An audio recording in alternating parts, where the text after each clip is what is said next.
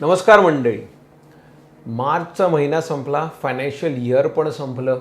पण ह्या फायनान्शियल इयरचा शेवट, हा महिना किंवा आपण हा क्वार्टर म्हणूया, कुठेतरी लोकांसाठी निराशाजनक चाललं आहे. कारण काय म्हणूया, लास्ट महिन्याच्या शेवटच्या तारखेला जे युद्ध सुरू झालं ते काय अजून थांबत नाही आहेत. आणि बातम्याच एवढ्या कन्फ्युजिंग येत आहेत ना की लोकांना नेमकं कळत नाही आहे की युद्धाचा निष्कर्ष काय काढायचा. एका बाजूला कळतं आहे की युद्ध थांबलं आहे, एका बाजूला कळतं आहे की हल्ले चालू आहेत, एका बाजूला कळतं आहे की हॉर्मुझ बंद केले, एका बाजूला कळतं आहे की सोडण्यात आलेलं आहे. सो ह्या सगळ्या कन्फ्युजनमध्ये क्रूड ऑइलच्या किमती वाढलेल्या आहेत आणि मार्केट एका बाजूला पडत आहे. टिपिकल ट्रेडर इन्व्हेस्टरला हाच प्रश्न पडतो की मार्केटचं पुढे काय होणार आणि मार्केटचं पुढे काय कसं होणार. ह्यासाठीच आपण ही एक म्हणतो ना, एक व्हिडिओच्या माध्यमातून हे आपण समजून घेणार आहोत की मार्केटचा नियर टर्म जो आउटलुक आहे ना, हा कशा रीतीने आहे. तर हाच आपण ह्या निमित्ताने बघूया. एक बेसिक डेटा आपण ह्या निमित्ताने समजून घेऊया. जसं मागे एक व्हिडिओ आपण बनवलेला आहे ज्यामध्ये हे सांगितलेलं की जेव्हा पण 1-1.5 वर्ष मार्केट कन्सॉलिडेट करतं किंवा रिटर्न्स देत नाही, त्याच्यानंतरच्या पुढच्या 1 वर्षामध्ये 3 वर्षामध्ये मार्केट मात्र खूप जबरदस्त रिटर्न देतं. पण हा झाला एक मीडियम टर्म व्ह्यू झाला मार्केटचा. आता ह्या महिन्याच्या शेवटी अजून एक कुठेतरी असा वेगळाच डेटा पॉईंट मिळालेला आहे जो डेटा हे सांगतो की शॉर्ट टर्ममध्ये पण मार्केटचा ट्रेंड आता कुठेतरी पॉझिटिव्ह असण्याची शक्यता आहे.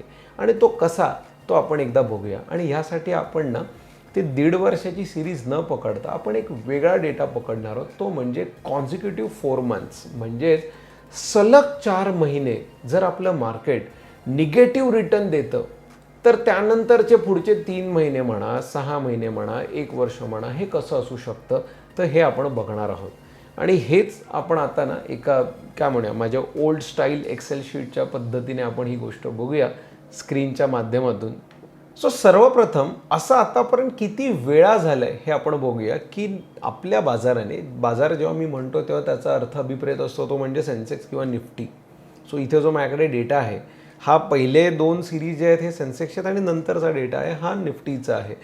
सो ह्यामध्ये एक गोष्ट लक्षात अशी आली की आतापर्यंत ह्या वेळेचं जर सोडलं तर ह्यापूर्वी पास्टमध्ये असं फक्त 6च वेळा झालेलं आहे की सलग 4 महिने मार्केट किंवा निफ्टीने निगेटिव्ह रिटर्न्स दिलेले आहेत.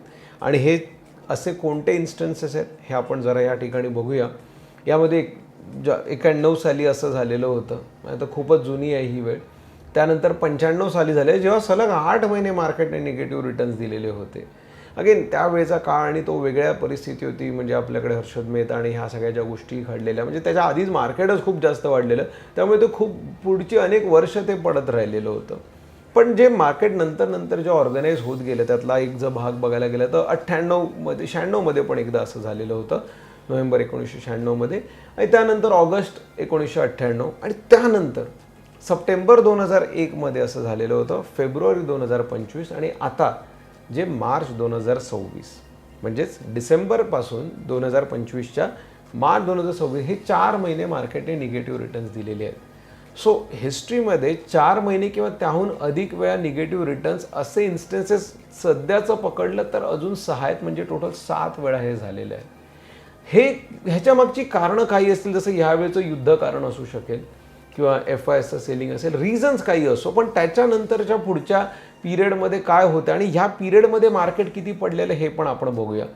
ह्या 7 पैकी 2 इन्स्टन्सेस असे आहेत की जेव्हा मार्केट हे ऑल टाईम हायपासून नव्हतं पडलं तर मधूनच कुठून तरी पडलेलं. उदाहरणार्थ एप्रिल 1995चा पिरियड असेल किंवा फेब्रुवारी 2025चा पिरियड असेल, म्हणजे त्यावेळी सप्टेंबरमध्ये ऑल टाईम हाय बनलेलं, ऑक्टोबरपासून तर हे पडलं, नोव्हेंबरपासून पडलेलं, नोव्हेंबर 2024पासून फेब्रुवारी 2025पर्यंत पडलेलं.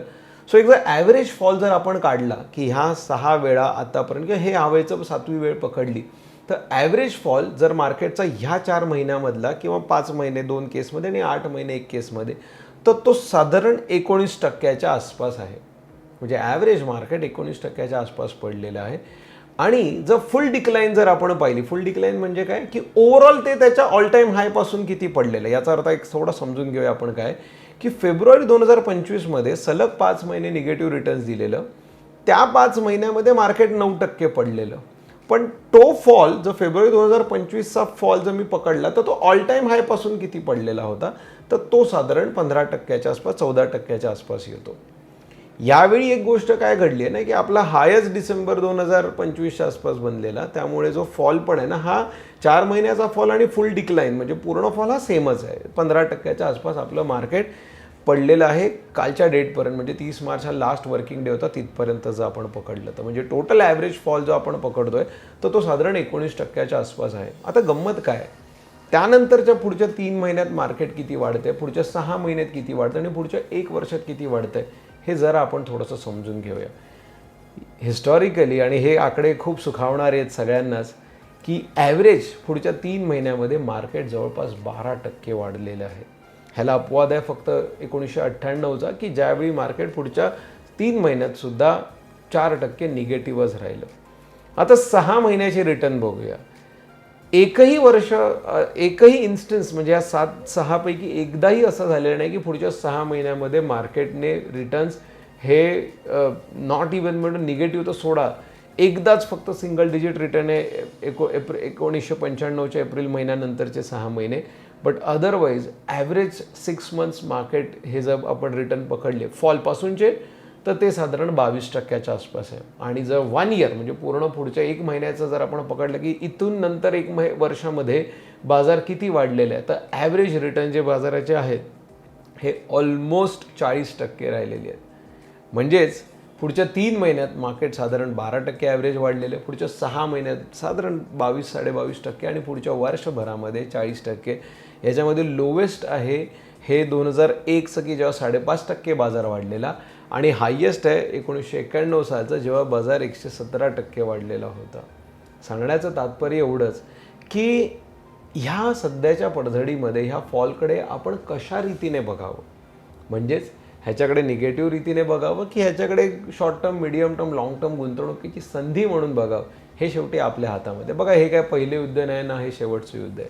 हा पहिला फॉल नाही आहे ना हा शेवटचा फॉल आहे, ना हा कॉन्झिक्युटिव्ह 7वा म्हणतो ना फक्त पहिला फॉल आहे किंवा ना इथून पुढे होणार नाही असं पण नाही आहे.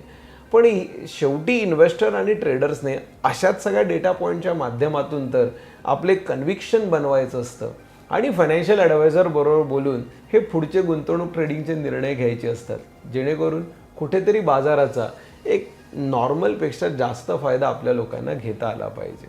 हेच या व्हिडिओच्या माध्यमातून सांगायचं होतं. असाच एक जबरदस्त डेटा एक्सेलच्या माध्यमातूनच व्हॅल्युएशनच्या आधारे आपण मार्केटचा बॉटम कसा शोधू शकतो हे पुढच्या व्हिडिओमध्ये आपण बघणार आहोत. धन्यवाद. Stay invested.